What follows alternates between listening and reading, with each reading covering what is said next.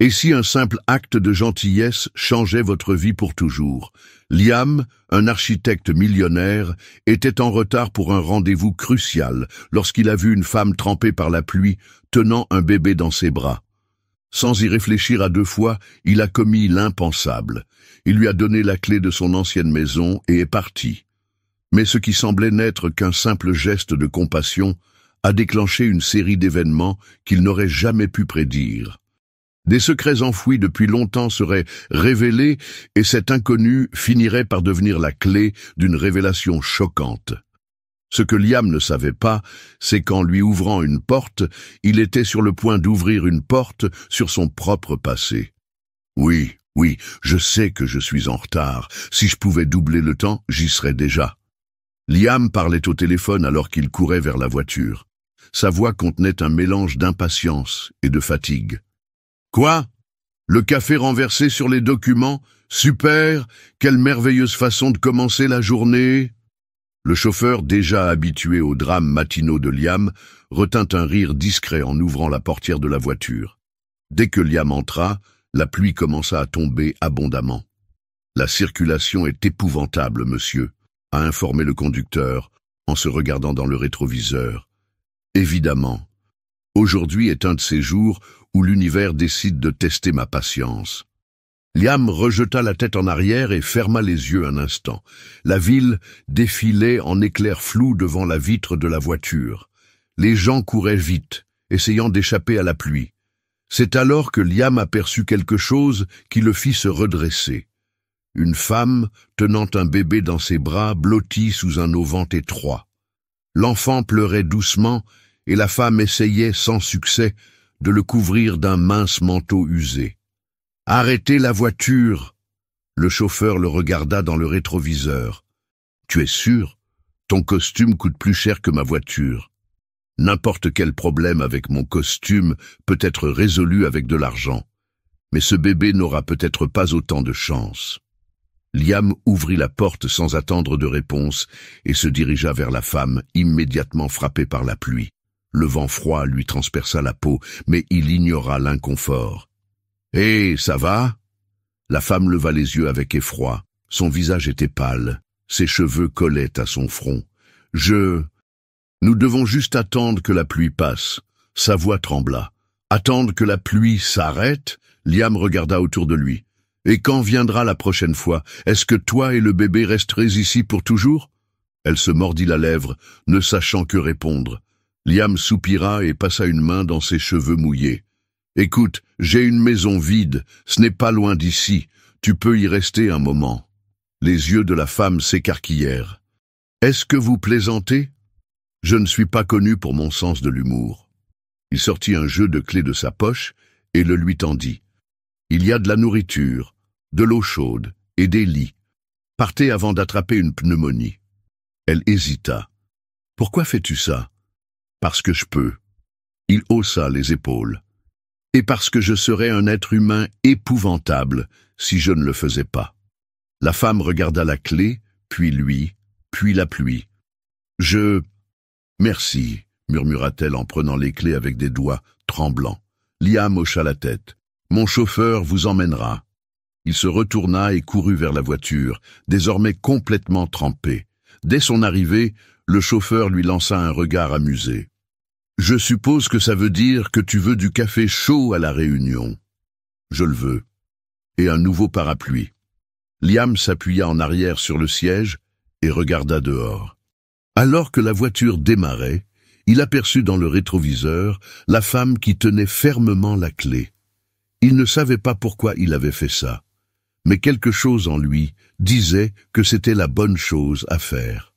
Clara tenait la clé dans sa main, alors que la voiture traversait la ville humide. La pluie s'était calmée, mais son esprit était toujours en pleine tempête. C'était surréaliste d'être là, dans une voiture de luxe, emmené dans une maison qui n'était pas la vôtre, par un homme que vous connaissiez à peine. Elle regarda le bébé endormi sur sa poitrine, sentant la fatigue lui peser sur les épaules. Le conducteur s'éclaircit la gorge en la regardant dans le rétroviseur. « C'est la première fois que quelqu'un reçoit une maison de nulle part ?» Clara rit, toujours incrédule. Est-ce qu'il fait ça souvent? Donner des maisons? Non. Mais sauter des réunions importantes pour aider des inconnus? Oui, Monsieur Liam a une façon particulière de gérer la vie. Clara soupira en regardant la clé. Suis-je fichu alors? Le chauffeur sourit. Peut-être que je n'ai tout simplement pas eu de chance. Mais s'il t'a donné cette chance, il a dû voir quelque chose en toi. La voiture s'est arrêtée devant une maison modeste, mais bien entretenue. Clara hésita. Es-tu sûr que je peux rester ici? Monsieur Liam ne fait pas de belles paroles. Il est un peu bizarre, mais c'est un homme de parole. Clara inspira profondément, ouvrit la porte et entra. La maison sentait le vieux bois et le café, mais avant qu'il ne puisse se sentir le moins du monde à l'aise, il entendit une voix venant de la pièce. Enfin! Elle se retourna, surprise, et trouva un homme aux cheveux gris assis sur le canapé, regardant la télévision avec un bol de pop-corn sur ses genoux. « Qui es-tu » demanda Clara, les yeux écarquillés. Le vieil homme haussa un sourcil. « Je demande, cette maison est à moi depuis des années, et soudain une fille apparaît, trempée, avec un bébé. Ai-je été promu manager sans avertissement ?» Clara ouvrit et ferma la bouche plusieurs fois, essayant de comprendre. « Es-tu le père de Liam ?»« Ah, donc au moins tu connais le nom de mon fils. Mieux que rien. Et ce bébé? Est-ce qu'il est livré dans le colis ?» Elle se sentait mal à l'aise, mais le ton enjoué du vieil homme la détendit un peu. « Son nom est Olivier. » L'homme attrapa une autre poignée de pop-corn. « Alors maintenant, nous sommes 3. J'espère que vous aimez les feuilletons mexicains. » Clara cligna des yeux de surprise. « Ça ne vous dérange pas ?» Il montra la cuisine. « Il y a de la soupe sur le feu et des couvertures dans le placard. Essayez de vous réchauffer avant de devoir appeler Liam et lui dire qu'il a transformé la maison en abri. » Clara hésita, mais ne put résister à l'odeur de la nourriture chaude. Elle s'assit à table tandis que l'homme prenait une serviette et la lui tendait. « Je ne suis pas si mauvais, tu vois ?» Elle sourit. « Merci. Comment dois-je vous appeler ? Tu peux m'appeler Noah, ou cet homme grincheux qui regarde des feuilletons. » Elle rit pour la première fois depuis longtemps. Le lendemain matin, Liam était en train de réviser des contrats lorsque le téléphone sonna. « Oui, si je dois poser des questions sur les documents tachés de café, je vais déjà... »« Monsieur Liam, il s'agit de votre père. » Il s'est figé. « Ce qui s'est passé? Il y avait une urgence. Votre père a eu un accident vasculaire cérébral. » Liam sauta de sa chaise. « Où est-il ?»« À l'hôpital. La fille qui était dans la maison a appelé l'ambulance à temps. Il n'a rien entendu d'autre. Il a juste pris les clés de la voiture et a conduit comme un fou jusqu'à l'hôpital. À son arrivée, il trouva Clara assise dans la salle d'attente. Elle se releva en le voyant. « Il est stable !» Liam passa ses mains sur son visage, expirant le souffle qu'il n'avait même pas réalisé qu'il retenait. Ce qui s'est passé? Il a commencé à se sentir malade. J'ai appelé l'ambulance et je suis resté avec lui jusqu'à leur arrivée. Liam sentit une oppression dans sa poitrine. « Si tu n'étais pas là... » Clara baissa la tête. « Il n'arrêtait pas de dire que vous détesteriez le voir à l'hôpital. Je pense qu'il préférerait être kidnappé par des extraterrestres. » Liam rit, même si sa gorge était sèche. « C'est logique. Il a toujours eu le don d'être têtu. » Clara sourit, mais il y avait quelque chose dans ses yeux qui attira son attention. Une fatigue profonde. Quelque chose qui a dépassé les dernières heures. « Est-ce que tu vas bien ?» il a demandé. Elle hésita. « Je pense que oui. » Liam soupira. « Vous lui avez sauvé la vie. » Clara haussa les épaules. « Il m'a donné de la soupe et un toit.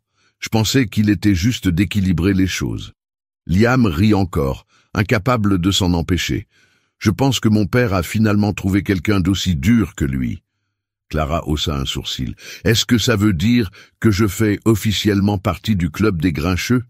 Si mon père t'aime bien, tu fais déjà partie de la famille. » Les deux restèrent silencieux pendant un moment, jusqu'à ce que Liam s'éclaircisse la gorge. « Je ne sais vraiment pas comment te remercier. » « Eh bien... » Clara sourit. « Tu m'as déjà donné une maison. » Liam rit, sentant pour la première fois depuis longtemps qu'il avait peut-être fait quelque chose de bien.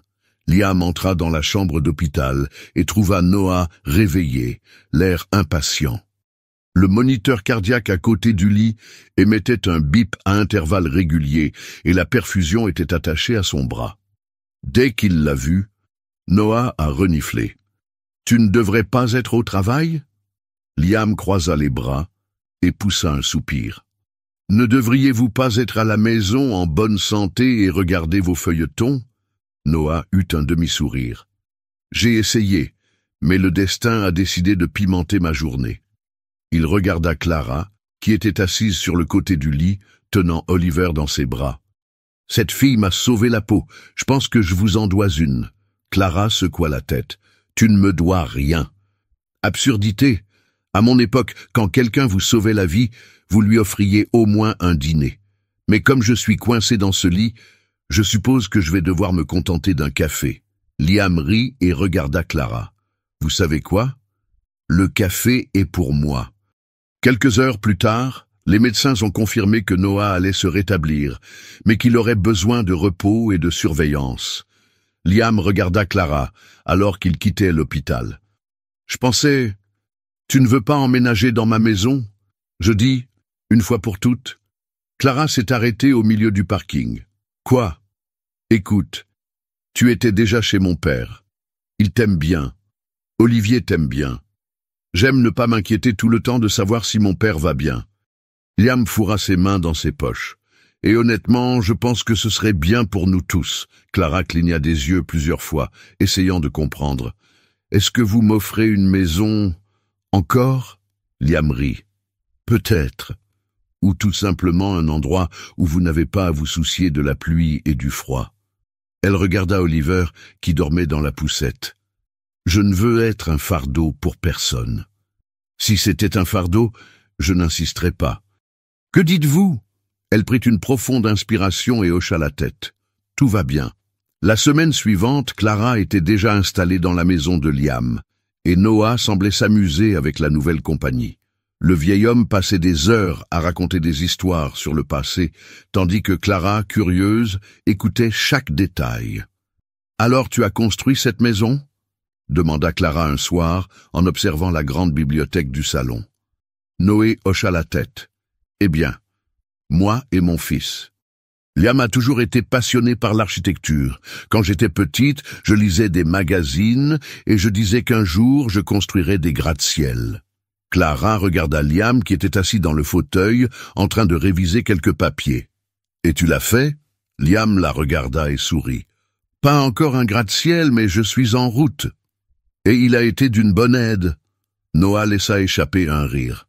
« Bien, il s'est martelé le doigt 3 fois de suite et a imputé la faute aux ongles. » Clara retint son rire, mais échoua lamentablement. Liam roula des yeux. « C'est formidable d'avoir mon malheur comme divertissement. » Les jours passèrent, et Clara commença à se sentir partie intégrante de la maison. Elle a aidé Noah, a pris soin d'Oliver et, petit à petit, a commencé à étudier les livres d'architecture que Liam avait laissés éparpillés dans la pièce. Un soir, alors qu'il examinait des projets à table, Liam remarqua Clara en train de regarder l'un de ses dessins. « Aimez-vous l'architecture ?» il a demandé.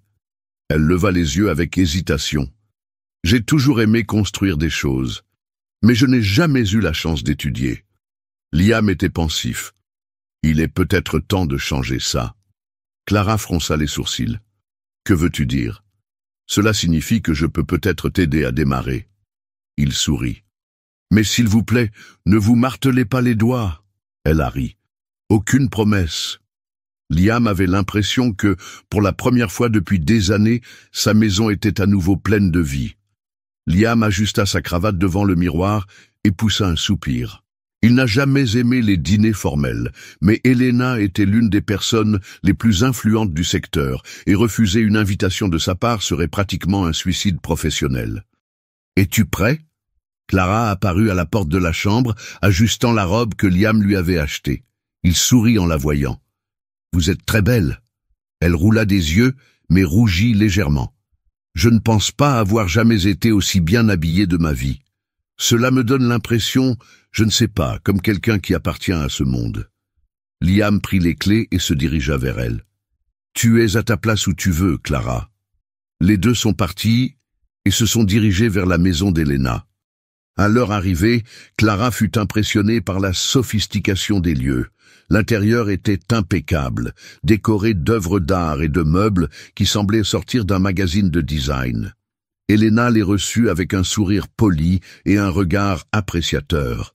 « Liam, toujours ponctuel, et tu dois être Clara. » Clara hocha la tête, se sentant un peu mal à l'aise sous le regard pénétrant de la femme. Le dîner s'est d'abord bien déroulé, avec des conversations sur l'architecture et les affaires. Mais à un certain moment, Elena fixa son regard sur Clara avec une intensité qui fit hausser un sourcil à Liam. « Dis-moi, Clara, quel était le nom de ton père ?» Clara hésita, surprise par la question. « Pourquoi ?» Elena posa sa fourchette à côté de son assiette. « S'il te plaît, dis-le-moi. » Clara échangea un regard avec Liam avant de répondre. « Gustavo, mais il n'a jamais vraiment été un père pour moi. » Elena pâlit. Liam remarqua le changement immédiat dans l'expression de la femme. « Hélène, que s'est-il passé ?» Elle se leva et se dirigea vers une étagère, prenant un album photo. Lorsqu'il l'ouvrit à la bonne page, il tourna le livre vers Clara. C'était une vieille photo, jaunie par le temps. Une femme beaucoup plus jeune tenait un bébé dans ses bras, avec un homme à ses côtés. Clara regarda l'image. Son cœur s'accéléra. Ce n'est pas possible. Elena tenait fermement le bras du fauteuil. « Clara, cet homme, Gustavo, il t'a pris à moi. » Liam regarda tour à tour Clara et Elena sans comprendre. « Attends, quoi ?» Les yeux d'Elena étaient larmoyants. « C'était mon mari. Quand Clara est née, il a disparu avec elle. J'ai passé des années à chercher, à embaucher des détectives, mais je n'ai jamais trouvé le moindre indice. Et maintenant tu es là, assis devant moi. » Le silence était étouffant. Clara ferma les yeux un instant, essayant de comprendre. « Cela n'a pas de sens. » Elena déglutit. « Je comprends que c'est beaucoup à prendre en compte, mais je n'ai jamais arrêté de te chercher. » Liam tenait la main de Clara, qui était froide. Elle prit une profonde inspiration avant de regarder Elena. « Je ne sais pas quoi dire. » Elena sourit tristement. « Laisse-moi juste prouver que je dis la vérité. » Clara allait et venait dans le salon, essayant d'absorber tout ce qu'Elena avait révélé. « Ta mère, la femme avec laquelle elle a passé sa vie à croire qu'elle n'existait pas, était là, devant elle, les yeux pleins d'émotion et de regret. » Liam regardait en silence, ne voulant pas intervenir sur le moment. Il savait que Clara devait gérer cela seule. Hélène inspira profondément. « Je sais que je ne peux pas rattraper le temps perdu, mais s'il y a une chance que nous puissions nous reconnecter, je veux essayer. » Clara regarda Elena pendant un long moment. Les émotions sur son visage changeaient à chaque seconde. Choc, colère, tristesse. Mais finalement, elle poussa un soupir et hocha la tête. « Je ne sais pas comment procéder à partir de là, mais je ne veux pas non plus l'ignorer. » Elena sourit, les larmes aux yeux. « C'est déjà plus que ce que je pourrais demander. » Les semaines suivantes furent intenses. Elena a fait tout ce qu'elle pouvait pour se rapprocher de Clara et d'Oliver, et petit à petit, Clara a commencé à accepter cette nouvelle réalité. Plus que cela, Elena voulait l'aider à réaliser ses rêves. Une nuit, alors que Clara endormissait Oliver, Elena lui tendit une enveloppe. « Qu'est-ce que c'est ?» demanda Clara méfiante. « Votre avenir. » Clara l'ouvrit et trouva une lettre d'admission à l'une des meilleures écoles d'architecture du pays. « Je sais que l'architecture a toujours été un de vos rêves. Maintenant, vous pouvez en faire une réalité. » Clara sentit ses yeux se remplir de larmes. « C'est fou. » « Non, c'est fou si tu ne crois pas en ton propre talent. » Liam apparut sur le pas de la porte, souriant. « J'ai toujours dit qu'on pouvait faire quelque chose d'incroyable. » Clara les regarda tous les deux, ressentant un élan de gratitude et d'espoir. Le temps a passé et le grand jour de remise des diplômes est arrivé. Clara est montée sur scène, titulaire du diplôme, et a regardé le public. Il y avait les 3 personnes qui ont changé sa vie, Liam, Noah et Elena. Elle prit le micro, inspira profondément et sourit. Aujourd'hui, je suis ici non seulement grâce à mes efforts, mais aussi grâce au soutien de personnes incroyables. Mon fils, qui m'a donné la force de continuer. Mon père, Noah, qui m'a appris que la famille, c'est plus que le sang.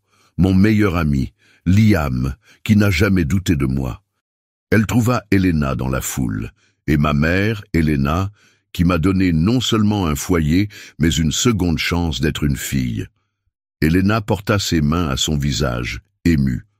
Une fois la cérémonie terminée, Clara courut vers eux. Elena la serra fort dans ses bras. « Tu m'as appelé maman », Clara sourit. « Parce que c'est ce que tu es. » Liam s'éclaircit la gorge. « Je ne veux pas interrompre ce moment excitant, mais est-ce que quelqu'un veut dîner ? Parce que je meurs de faim. » Noé a ri. « Pour une fois, tu as dit quelque chose de sensé. » Ils rirent ensemble, comme la famille qu'ils étaient devenus. Clara regarda Liam et sourit. « Je pense que nous avons enfin trouvé notre maison. »